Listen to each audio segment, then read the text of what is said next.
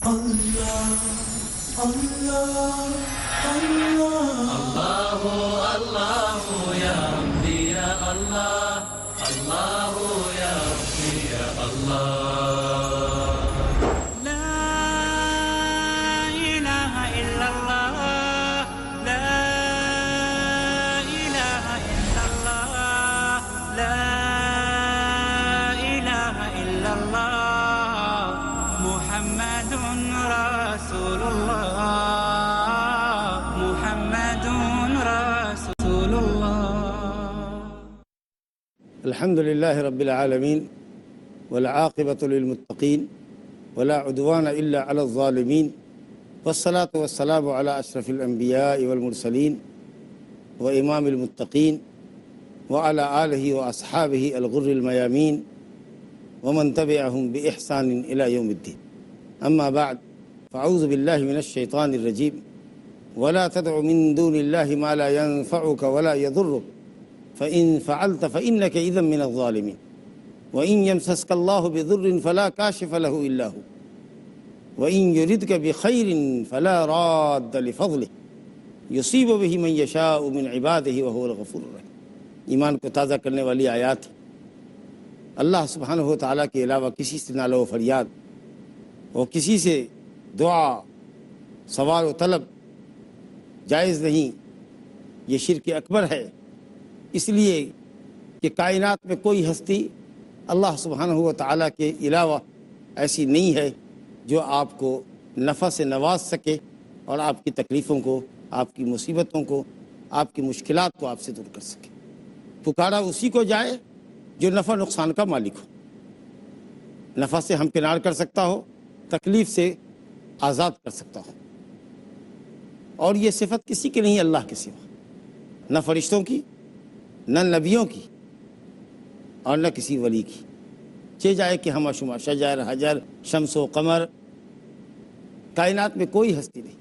نافع اور ضار، دینے والا اور محروم کرنے والا صرف اللہ. رب العالمین فرماتا ہے اپنے نبی سے وَلَا تَدْعُوا مِن دُونِ اللَّهِ مَا لَا يَنفَعُكَ وَلَا يَضُرُّكَ. اللہ کے سوا ایسوں کو مت پکاریے جو آپ کو نفع سے نواز نہیں سکتا، جو آپ کی تکلیفوں کو دور نہیں کر سکتا، جو نہ نفع پہنچاتا ہے نہ تکلیف پہنچاتا ہے. اور یہ بات جو کہی گئی یہ تمام پر منطبق ہوتی ہے، انبیاء پر، ملائکہ پر، صالحین پر اور شجر و حجر، تمام چیزوں پر یہ بات منطبق ہوتی ہے کہ کوئی بھی اللہ کے سوا نفع نقصان کا مالک ہے. گویا مفہوم یہ ہوا کہ اللہ کے سوا کسی کو پکاریے ہی مت، کیونکہ جب کوئی نفع نقصان کا مالک ہی نہیں ہے تو کس بنیاد پر پکارا جائے گا؟ وہ مدعو کیسے بن جائے گا؟ وہ معبود کیسے بن جائے گا؟ کیوں اس کو پکارا جائے؟ کیوں اس کی عبادت کی جائے؟ کیا وہ نفع کا مالک ہے؟ کیا وہ تکلیفوں سے آپ کو اور ہم کو نجات دے سکتا ہے؟ اگر نہیں تو پھر وہ معبود کب بنا اور کیوں بنا اور اس کو کیوں پکارا جا رہا ہے؟ فرمایا گیا وَلَا تَدْعُ مِن دُونِ اللَّهِ مَا لَا يَنفَعُكَ وَلَا يَضُرُّكَ فَإِن فَعَلْتَ. اللہ اکبر.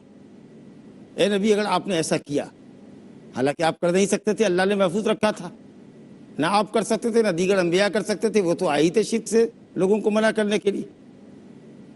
اپنی قوم کے سب سے بڑے موحد ہوتے تھے، اللہ سبحانہ و تعالیٰ کے سب سے بڑے تابعدار ہوتے تھے، عبادت گزار ہوتے تھے، بندگی کو اللہ کے لیے خالص کرتے تھے اور خالص کرنے کی دعوت دینے کے لیے ہی اللہ نے ان کو بھیجا تھا.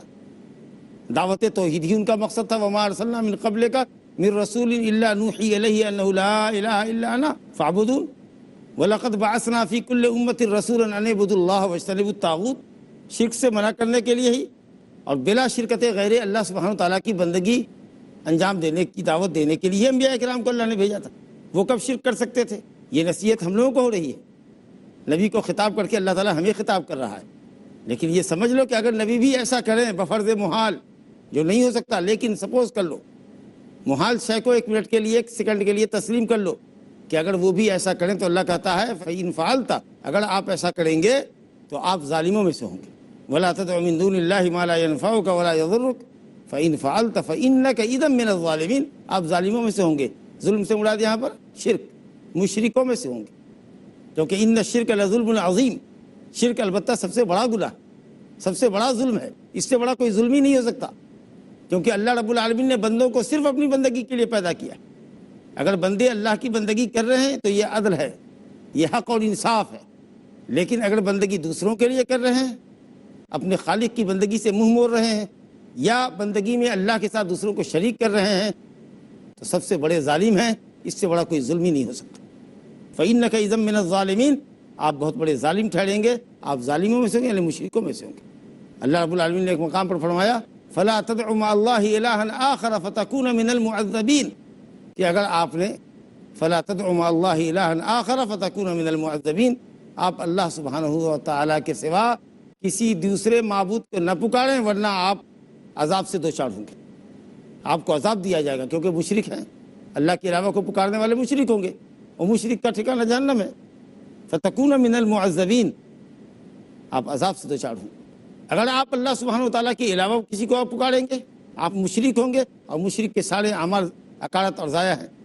رب العالمین سورہ زمر آیت نمبر 65 میں فرماتا ہے وَلَقَدْ أُوحِيَ إِلَيْكَ وَإِلَى الَّذِينَ مِن قَبْلِكَ لَئِنْ أَشْرَكْتَ لَيَحْبَطَنَّ عَمَلُكَ وَلَتَكُونَنَّ مِنَ الْخَاسِرِينَ، اے نبی ہم نے آپ کی طرف اور آپ سے پہلے کے تمام رسولوں کی طرف، تمام نبیوں کی طرف یہ حکم اتار دیا ہے، وہی کر دی ہے کہ اگر اللہ کے علاوہ کسی کو پکارو گے، لئن اشرکتا، کہ اگر آپ اللہ کے علاوہ کسی کو پکارو گے، لیحبطن عملک، تو ضرور بھی ضرور آپ کا عمل یا آپ کے اعمال اکالت جائیں گے، برباد ہو جائیں گے۔ وَلَتَكُونَنَّ مِنَ الْخَاسِرِينَ، اور آپ ضرور بھی ضرور خاسروں میں سے، گھاٹا اٹھانے والوں میں سے ہوں گے، یعنی مشرکوں میں سے ہوں گے۔ اور اسی طریقے سے سورہ انعام آیت نمبر 88 میں اللہ رب العالمین نے فرمایا ہے، اس سے قبل کی آیات میں اللہ تعالیٰ نے 18 نبیوں کا ذکر فرمایا، اور جیسا کہ میں نے عرض کیا انبیاء تو توحید کے علمبردار تھے، شرک سے ہی تو نبرد آزما تھے، اپنی قوم کو اللہ وحدہ لا شریک لہ کی بندگی پر لگانے کے واسطے آئے تھے، مگر اللہ رب العالمین ان نبیوں کے متعلق بھی فرما رہا ہے وَلَوْ أَشْرَكُوا لَحَبِطَ عَنْهُمْ مَا كَانُوا يَعْمَلُونَ، اگر یہ انبیاء کرام نعوذ باللہ کہ وہ شرک کریں، لیکن بفرض محال اگر یہ لوگ بھی شرک کریں تو اللہ رب العالمین فرماتا ہے لَحَبِطَ عَنْهُمْ مَا كَانُوا يَعْمَلُونَ، تو ان کا عمل اللہ تعالیٰ ضائع اور برباد کرتے۔ تو شرک کسی سے صادر ہو، کسی سے بھی سرزد ہو، اگر شرک کر رہا ہے تو اس کے عمل برباد ہے۔ لا الہ الا اللہ پڑھ رہا ہے، نماز بھی پڑھ رہا ہے، روزہ بھی رکھ رہا ہے، لیکن اللہ کے علاوہ کو پکار رہا ہے مصیبت میں، پریشانی میں، اللہ کے علاوہ سے نالہ و فریاد کر رہا ہے، تو چاہے وہ نماز پڑھے، روزہ رکھے، حج کرے، زکوٰۃ دے، کوئی بھی نیکی کرے، لیکن چونکہ اس کی زندگی میں شرک اکبر پایا جا رہا ہے، اس کے سارے اعمال ضائع اور برباد ہیں۔ مشرکین کے اعمال کیوں برباد کیے گئے؟ مشرکین بھی بہت نیکیاں کرتے تھے، کعبہ کی خدمت گار تھے، حاجیوں کو دودھ ستو پانی پلایا کرتے تھے، بڑے مہمان نواز تھے، انسانیت کی اعلیٰ قدریں ان میں موجود تھی، لیکن سارے اعمال برباد ہوئے۔ اس لیے سورہ فرقان آیت نمبر 23 میں اللہ فرماتا ہے وَقَدِمْنَا إِلَىٰ مَا عَمِلُوا مِنْ عَمَلٍ فَجَعَلْنَاهُ هَبَاءً مَنْثُورًا، ان کے سارے عملوں کو اللہ رب العالمین نے خس و خاشاک کے مانند، تنکوں کی مانند اڑا دیا، بے وزن کر دیا، ویٹ لیس کر دیا، کوئی وزن نہیں، اس میں کوئی گرانی نہیں، ہلکے ہو گئے، تنکوں کی مانند اللہ نے اڑا دیا ان کے عملوں۔ کیوں؟ اس لیے کہ وہ شرک پر مبنی تھے۔ تو کوئی بھی عمل اللہ کے نزدیک قبول تبھی ہوگا جب آدمی شرک سے پاک ہو، اور خاص کر شرک اکبر سے، کیونکہ شرک اکبر اگر زندگی میں ہے تو کوئی بھی عمل مقبول نہیں ہے۔ انبیاء کرام کو اللہ رب العالمین یہ وارننگ دے رہا ہے کہ وَلَوْ أَشْرَكُوا، اگر یہ لوگ بھی شرک کریں، ہمارے اور آپ کے سوچنے کے لیے، آنکھ کھولنے کے لیے کافی ہے کہ اگر یہ انبیاء کرام بھی شرک کریں تو اللہ رب العالمین ان کے عملوں کو بھی ضائع اور برباد، پوری زندگی کے عمل کو ضائع اور برباد کر دے اللہ رب العالمین۔ اس کے بعد رب العالمین فرماتا ہے وَإِن يَمْسَسْكَ اللَّهُ بِضُرٍّ فَلَا كَاشِفَ لَهُ إِلَّا هُوَ، زبردست آیت ہے، ایمان افروز آیت ہے۔ وَإِن يَمْسَسْكَ اللَّهُ بِضُرٍّ فَلَا كَاشِفَ لَهُ إِلَّا هُوَ وَإِن يُرِدْكَ بِخَيْرٍ فَلَا رَادَّ لِفَضْلِهِ يُصِيبُ بِهِ مَن يَشَاءُ مِنْ عِبَادِهِ وَهُوَ الْغَفُورُ الرَّحِيمُ۔ سورہ یونس کی آیت نمبر 106 107 ہم پڑھ رہے ہیں۔ 107 نمبر کی آیت میں اللہ رب العالمین فرما رہا ہے وَإِن يَمْسَسْكَ اللَّهُ بِضُرٍّ، اے نبی اگر اللہ رب العالمین آپ کو کسی تکلیف سے دوچار کرنا چاہے، کسی تکلیف میں، کسی مصیبت میں آپ کو مبتلا کرنا چاہے اللہ رب العالمین، فلا کاشف لہ الا ہو، تو اس مصیبت کو، اس پریشانی کو سوائے اللہ کے کوئی آپ سے دور نہیں کر سکتا۔ آپ نبی مکرم ہیں، سید الاولین والآخرین ہیں، امام الانبیاء ہیں، اولاد آدم کے سردار ہیں، آپ خود سے بھی، اپنی ذات سے بھی اپنی تکلیفوں کو دور نہیں کر سکتے۔ وَإِن يَمْسَسْكَ اللَّهُ بِضُرٍّ فَلَا كَاشِفَ لَهُ إِلَّا هُوَ، صرف اللہ ہی دور کرے گا۔ جب محمد صلی اللہ علیہ وسلم اپنے آپ سے تکلیفوں کو دور نہیں کر سکتے، غور فرمائیے، ان کی تکلیفوں کو بھی اللہ ہی دور کرتا ہے، تو دوسرا کوئی یہ کہے کہ ہماری تکلیف کو اولیاء کرام دور کر دیتے ہیں، انبیاء کرام دور کر دیتے ہیں، اور دوسرے اللہ کے بندے دور کر دیتے ہیں۔ سوچئے اس طرح کا عقیدہ شرکیہ کفریہ عقیدہ ہے، اور اگر اس سے کہتے ہیں کہ ہماری تکلیفوں کو دور کیجیے، ہماری مصیبتوں کو دور کیجیے، اب تو معاملہ صرف اسی حد تک نہیں ہے، معاملہ بہت آگے بڑھ گیا۔ صرف یہی نہیں کہ اللہ تعالیٰ سے کروا دیجئے، آپ کر دیجئے، آپ تکلیفوں کو دور کر دیجئے، اللہ اکبر۔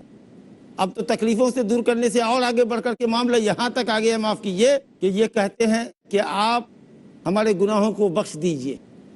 گناہ اللہ کی شان میں کیا ہے، نافرمانی اللہ کی ہوئی ہے، اور اولیاء کرام سے گزارش کی جا رہی ہے کہ آپ ہمارے گناہوں کو بخش دیجئے، آپ ہمارے میزان عمل کو قیامت کے دن نیکیوں کے پلے کو بھاری کر دیجئے، آپ ہم کو موت کے وقت میں ثابت قدم رکھیے، قبر میں ہم کو ثابت قدم رکھیے، لا الہ الا اللہ۔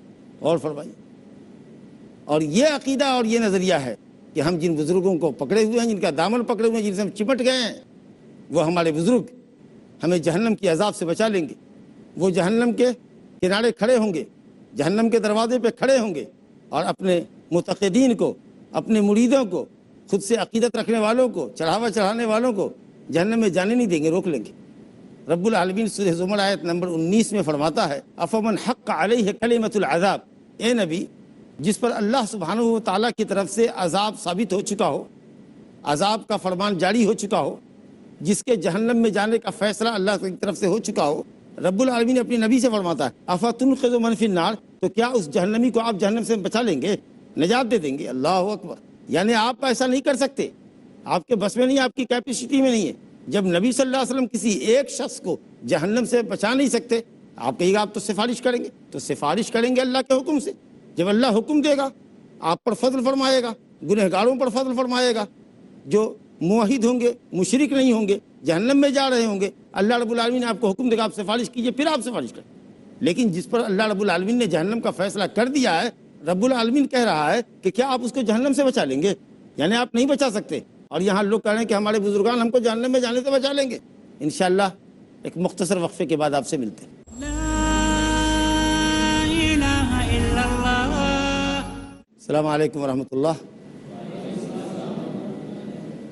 میں آپ سے عرض کر رہا تھا کہ تکلیفوں کے دور کرنے کی بات سے بڑھ کر کے اب لوگ اللہ کے علاوہ سے، بزرگوں سے، اپنے اپنے نظریے، عقیدے، آستھا، عقیدت اور تعظیم اور احترام کے اعتبار سے لوگوں نے مختلف بزرگوں کو اپنا رکھا ہے۔ تو ایسے بزرگوں کو جن سے ان کو بے انتہا عقیدت ہے، محبت ہے، اور غلو اس حد تک ہے کہ اللہ سے جو چیزیں مانگی جانی چاہیے اور جس چیز کا سوال اور جس چیز کی طلب اللہ سے کرنی چاہیے، اب وہ غیر اللہ سے کر رہے ہیں۔ تو صرف تکلیفوں کو دور کر دیجئے یا دور کرا دیجئے، بات صرف اس حد تک بھی نہیں ہے، اب بات اور اس سے آگے بڑھ رہی ہے کہ ہمارے گناہوں کو بخش دیجئے۔ ہماری تکلیفوں کو دور کرنی ہے، ہمارے گناہوں کو بخش دیجئے، ہماری نیکیوں کے پلے کو قیامت کے دن باوزن کر دیجئے، بھاری کر دیجئے، موت کے وقت میں ہم کو بچا لیجئے، ثابت قدم رکھیے، ہماری زبان سے کلمہ جاری کرا دیجئے، قبر میں منکر نکیر کے سوال کے جواب صحیح صحیح دلوا دیجئے، لا الہ الا اللہ۔ اور فرمائیے، اور یہ عقیدہ اور یہ نظریہ ہے کہ ہم جن بزرگوں کو پکڑے ہوئے ہیں، جن کا دامن پکڑے ہوئے ہیں، جن سے ہم چپٹ گئے ہیں، وہ ہمارے بزرگ ہمیں جہنم کی عذاب سے بچا لیں گے۔ وہ جہنم کے کنارے کھڑے ہوں گے، جہنم کے دروازے پہ کھڑے ہوں گے، اور اپنے متقدین کو، اپنے مریدوں کو، خود سے عقیدت رکھنے والوں کو، چڑھاوا چڑھانے والوں کو جہنم میں جانے نہیں دیں گے، روک لیں گے۔ اللہ اکبر۔ رب العالمین سورہ زمر آیت نمبر 19 میں فرماتا ہے، افمن حق علیہ کلمۃ العذاب، اے نبی جس پر اللہ سبحانہ و تعالیٰ کی طرف سے عذاب ثابت ہو چکا ہو، عذاب کا فرمان جاری ہو چکا ہو، جس کے جہنم میں جانے کا فیصلہ اللہ کی طرف سے ہو چکا ہو، رب العالمین اپنی نبی سے فرماتا ہے، افتنقذ من فی النار، تو کیا اس جہنمی کو آپ جہنم سے بچا لیں گے، نجات دے دیں گے؟ اللہ اکبر۔ یعنی آپ ایسا نہیں کر سکتے، آپ کے بس میں نہیں، آپ کی کیپیسٹی میں نہیں ہے۔ جب نبی صلی اللہ علیہ وسلم کسی ایک شخص کو جہنم سے بچا نہیں سکتے، آپ کہیے گا آپ تو سفارش کریں گے، تو سفارش کریں گے اللہ کے حکم سے۔ جب اللہ حکم دے گا آپ پر فضل فرمائے گا، گنہگاروں پر فضل فرمائے گا، جو موحد ہوں گے، مشرک نہیں ہوں گے، جہنم میں جا رہے ہوں گے، اللہ رب العالمین آپ کو حکم دے گا آپ سفارش کیجئے، پھر آپ سفارش کریں۔ لیکن جس پر اللہ رب العالمین نے جہنم کا فیصلہ کر دیا ہے، رب العالمین کہہ رہا ہے کہ کیا آپ اس کو جہنم سے بچا لیں گے؟ یعنی آپ نہیں بچا سکتے، اور یہاں لوگ کہہ رہے ہیں کہ ہمارے بزرگان ہم کو جہنم میں جانے سے بچا لیں گے۔ اور فرمائیے، کیا اللہ زیادہ جانتا ہے یا یہ جانتے ہیں؟ کیا نعوذ باللہ ثم نعوذ باللہ اللہ اپنے کلام میں جھوٹا ہے کیا؟ نعوذ باللہ اللہ اپنے نبی سے کہہ رہا ہے کہ افمن حق علیہ کلمۃ العذاب افانت تنقذ من فی النار، جس پر عذاب اللہ کی طرف سے ثابت ہو چکا ہو، جس کے حق میں فیصلہ ہو چکا ہو کہ وہ جائے گا جہنم میں، عذاب میں جائے گا، کیا آپ اس کو جہنم سے بچا سکتے؟ جب نبی صلی اللہ علیہ وسلم نہیں بچا سکتے تو دنیا کا کوئی انسان بدرجہ اولیٰ نہیں بچا سکتا، کوئی بھی نہیں بچا سکتا۔ تو آپ اپنے گناہوں خطاؤں کی معافی اللہ سے مانگیں گے، اللہ سے دعا کیجئے کہ وہ آپ کو ثابت قدم رکھے، ایمان پہ خاتمہ فرمائے، منکر نکیر کے سوال کے جواب میں اللہ تعالیٰ ثابت قدم رکھے۔ اللہ تعالیٰ ایمان والوں کو ثابت قدم رکھتا ہے، یثبت اللہ الذین آمنوا بالقول الثابت فی الحیات الدنیا وفی الآخرہ، اللہ ایمان والوں کو دنیا میں بھی اور آخرت میں بھی، قبر میں بھی ثابت قدم رکھے گا۔ کب؟ جب کہ وہ موحد ہوں گے، بالقول ثابت، توحید کے اوپر ہوں گے، کلمہ لا الہ الا اللہ کو سمجھنے والے، اس کے تقاضے کو ادا کرنے والے ہوں گے عملی طور پر، تب اللہ رب العالمین کو ثابت قدم رکھے گا، اللہ جہنم سے نجات دے گا۔ بہرحال اللہ رب العالمین فرماتا ہے وَإِن يَمْسَسْكَ اللَّهُ بِضُرٍّ فَلَا كَاشِفَ لَهُ إِلَّا هُوَ، اے نبی اگر اللہ تعالیٰ آپ کو کسی تکلیف سے دوچار کرنا چاہے، کوئی تکلیف آپ کو دینا چاہ رہا ہے، تو اللہ کے سوا کوئی آپ کی تکلیف کو دور نہیں کر سکتا۔ اور اسی لیے جب آپ تکلیف میں ہوتے تھے تو یا اللہ کی رٹ لگاتے تھے، آیات اپنے جسم پر دم کرتے تھے، اللہ رب العالمین سے دعا اور سوال کرتے تھے۔ جوتے کا فیتہ ٹوٹ جاتا تھا، تسمہ ٹوٹ جاتا تھا تو کہتے تھے اللہ میرے جوتے کا فیتہ ٹوٹ گیا عطا فرما۔ ہر چیز کا سوال اللہ سے کرتے تھے۔ وَإِن يَمْسَسْكَ اللَّهُ بِضُرٍّ فَلَا كَاشِفَ لَهُ إِلَّا هُوَ، تکلیفوں کو اللہ کے سوا آپ سے اے نبی کوئی دور نہیں کر سکتا۔ وَإِن يُرِدْكَ بِخَيْرٍ فَلَا رَادَّ لِفَضْلِهِ، اور اگر وہ آپ کو خیر سے نوازنا چاہتا ہے، کسی بھی خیر سے، تو کوئی اللہ کی طرف سے اترنے والے خیر کو آپ سے روک نہیں سکتا۔ اللہم لا مانع لما اعطیت ولا معطی لما منعت، ہم دعا کرتے ہیں یہ اللہ جس کو تو دے اس کو کوئی روک نہیں سکتا، اور جس کو تو نہ دے اس کو کوئی دے نہیں سکتا۔ معطی اللہ ہے، مانع روکنے والا اللہ، عطا و بخشش اسی کی طرف سے ہے، محروم بھی وہی فرماتا ہے، سارا خیر اسی کی طرف سے، اور ہر طرح کے شر کا دفیہ بھی اسی کے پاس۔ اس لیے توجہ اللہ کی طرف ہم کو کرنی چاہیے۔ نبی صلی اللہ علیہ وسلم سے اللہ فرما رہا ہے، اور نبی صلی اللہ علیہ وسلم یقیناً اللہ پر توکل کرنے والے، اللہ سے دعا کرنے والے تھے۔ اللہ رب العالمین نبی کو خطاب کر کے ہم کو خطاب کر رہا ہے، ہم کو سمجھا رہا ہے کہ تمہاری تکلیفوں کو اللہ کے سوا کوئی دور نہیں کر سکتا، اور تمہیں کوئی خیر سے اللہ کے سوا نواز نہیں سکتا۔ تمہاری تکلیفوں کو اللہ کے سوا کوئی دور نہیں کر سکتا، اللہ جس خیر سے تم کو نوازنا چاہتا ہے اس سے کوئی محروم نہیں کر سکتا۔ یصیب بہ من یشاء من عبادہ، اپنا خیر جس کو چاہے عطا کر دے، اپنا فضل جس کو چاہے عطا کر دے، اپنے فضل سے جس کو چاہے نواز دے۔ وہو الغفور الرحیم، وہی نہایت بخشنے والا اور نہایت مہربان ہے۔ حضرت عبداللہ بن عباس رضی اللہ عنہ نبی صلی اللہ علیہ وسلم کے عمے زاد ہیں، چچا زاد بھائی ہیں۔ دیکھیے اس حدیث میں ایمان افروز بات آپ نے کہی ہے۔ حضرت ابن عباس کو آپ نے نصیحت فرمائی، فرمایا ابن عباس سے اذا سألت فاسأل اللہ واذا استعنت فاستعن باللہ، اے ابن عباس، اے عبداللہ، جب سوال کرو تو صرف اللہ سے، کوئی چیز مانگو تو صرف اللہ سے، مدد چاہو تو صرف اللہ سے، وہی تمہارے سوال کو پورا کرے گا، وہی تمہاری مدد کرے گا۔ وَاعْلَمْ، خوب اچھی طرح سے یہ بات جان لو، ان الامۃ لو اجتمعت علی ان ينفعوک بشیء لم ينفعوک الا بشیء قد کتبہ اللہ لک، وان اجتمعوا علی ان یضروک بشیء لم یضروک الا بشیء قد کتبہ اللہ علیک۔ ابن عباس خوب اچھی طرح سے جان لو، اور ہم سب خوب اچھی طرح جان لیں کہ اگر پوری امت، پوری انسانیت، پوری مخلوق مل جائے، اکٹھا ہو جائے ہم کو کسی نقصان سے دوچار کرنے پر یا ہمیں کوئی نفع پہنچانے پر، تو پوری مخلوق مل کر کے بھی اللہ رب العالمین کی لکھی ہوئی تکلیف کو ہم سے دور نہیں کر سکتے۔ اور اگر سب مل کے کوئی نفع پہنچانا چاہیں تو بھی نفع نہیں پہنچا سکتے، مگر اتنا ہی جتنا اللہ نے ہمارے مقدر میں لکھا ہے۔ خوب اچھی طرح سے جان لو، ان الامۃ لو اجتمعت، پوری امت اگر اکٹھا ہو جائے کہ وہ تمہیں کسی نفع سے نوازیں، نفع سے ہم کنار کریں، تو وہ تمہیں کوئی نفع نہیں پہنچا سکتے مگر اتنا ہی جتنا کہ اللہ نے تمہارے مقدر میں لکھا ہے۔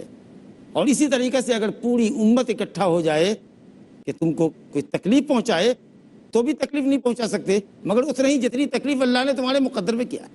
تو جب کوئی نفع نہیں پہنچا سکتا، کوئی تکلیف کو دور نہیں کر سکتا، تو پھر نفع کی امید دوسرے سے کیوں، تکلیف کے ازالے کی فریاد دوسرے سے کیوں نہیں ہم اپنے اس دعا کو، اپنے سوال کو، اپنی طلب کو، اپنی آرزو کو اور اپنی عبادتوں کو اللہ کے لیے خاص کریں۔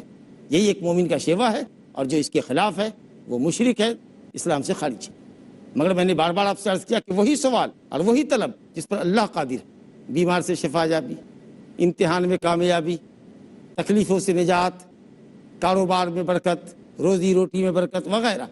اب کوئی کسی کی مدد کے لیے کسی کو کوئی بلائے، کوئی کسی کو پیٹ رہا ہو، مارا بھائی ذرا بچاؤ، دیکھو یہ ہم پر ظلم کر رہا ہے، یا آدمی اپنی بیوی سے کہتا ہے بھائی سامان لاؤ، بچے کو کہتا ہے اچھا ذرا پانی پلاؤ، تو اس طرح کا جو کام آدمی عام طریقے سے لیتا ہے، دنیا عالم اسباب ہے، تو یہ تو عادی چیز ہے، یہ سوال نہیں ہو رہا ہے۔ سوال یہ ہے کہ قوت، تاثیر، معنوی قوت، تکلیفوں کو ازالے کرنے کی بات، اور نفع اور خیر سے نوازنے کی بات، دنیا اور آخرت کو سنوارنے کی بات، دنیا اور آخرت کی سعادت سے بہرہ ور کرنے کی بات، تکلیفوں کو دور کرنے کی بات، اولاد سے اس طرح کی جو چیزیں ہیں، اس طرح کا سوال، اس طرح کی طلب اللہ کے علاوہ سے کرنا شرک اکبر ہے۔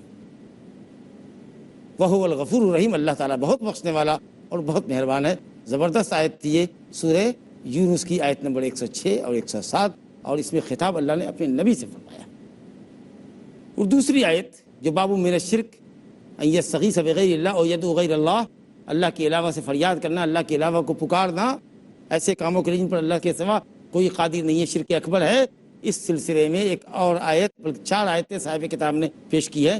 دوسری آیت سورہ عنکبوت آیت نمبر 17 ہے، اللہ تعالیٰ فرماتا ہے ان الذین تعبدون من دون اللہ لا یملکون لکم رزقا، بے شک جن کی تم اللہ کے سوا عبادت کرتے ہو یا جن کو تم اللہ کے سوا پکارتے ہو، عبادت ہے اور دعا بھی عبادت ہے، تو جن کو تم اللہ کے سوا پکارتے ہو، غور فرمائیے کیوں پکارتے ہو؟ کیا وہ تمہاری روزی کے مالک ہیں؟ نہیں، روزی دینے والا تو صرف اللہ ہے۔ اللہ نے فرمایا لا یملکون لکم رزقا، وہ تمہاری روزی کے مالک نہیں ہے۔ تمہاری روزی کس کے پاس ہے؟ اللہ کے پاس۔ فابتغوا عند اللہ الرزق، فابتغوا عند اللہ، اللہ ہی کے پاس سے اپنی روزی چاہو۔ لہذا جس نے تم کو پیدا کیا، جو تمہاری روزی کا مالک ہے، جو تمہاری حیات و موت کا مالک ہے، تمہاری بندگی کا مستحق بھی وہی ایک ذات ہے، اللہ۔ کیوں ایسے کی بندگی کرتے ہو جن کے ہاتھ میں تمہاری روزی نہیں؟ اللہ جس کو چاہتا ہے بے حساب دیتا ہے، اور جس کو چاہتا ہے نانے شبینہ کا محتاج کرتا ہے۔ سب کی روزی آسمان میں ہے، وفی السماء رزقکم وما توعدون، تمہاری روزی آسمان میں ہے، رب العالمین دیتا ہے، اور آسمان میں ہے، کب تو آسمان سے بارش برسا کر تمہارے لیے اناج اور غلے اگاتا ہے، پھل فروٹ اگاتا ہے جس کو تم کھاتے ہو۔ تو روزی جس کے ہاتھ میں ہے اس کی بندگی کرو۔ فابتغوا عند اللہ الرزق، عند اللہ، الرزق کے اوپر عند اللہ پہلے ہے، اللہ ہی کے پاس روزی، یہ نہیں کہا گیا کہ روزی اللہ کے پاس، اللہ ہی کے پاس روزی ہے، کلام میں زور اور تاکید پیدا کرنے کے لیے کہ اللہ ہی کے پاس تمہاری روزی ہے، اللہ کے علاوہ کسی کے پاس روزی نہیں۔ فاعبدوہ، لہذا اللہ ہی کی بندگی کرو، اسی کی بندگی کرو، اسی سے مانگو، واشکروا لہ، اور اسی کی شکر گزاری کرو، الیہ ترجعون، اگر اس کے خلاف کرتے ہو، غیر اللہ کو پکارتے ہو، غیر اللہ سے روزی مانگتے ہو، غیر اللہ سے دعا اور سوال کرتے ہو، تو اللہ کی طرف پلٹنے والے ہو، جہاں تم کو تمہارے کیے کی سزا دے گا۔ وصلی اللہ علی نبینا محمد وآلہ وصحبہ وسلم۔ اللہ اللہ یا ربی یا اللہ، اللہ یا ربی یا اللہ، لا الہ الا اللہ، لا الہ الا اللہ، لا الہ الا اللہ، محمد رسول اللہ، محمد رسول اللہ، أرجو رضاك يا الله، أنت الرحيم يا الله، هبني عطاك يا الله، أنت الكريم ومنك العطاء يا الله، أنت العظيم يا الله، فيك الرجاء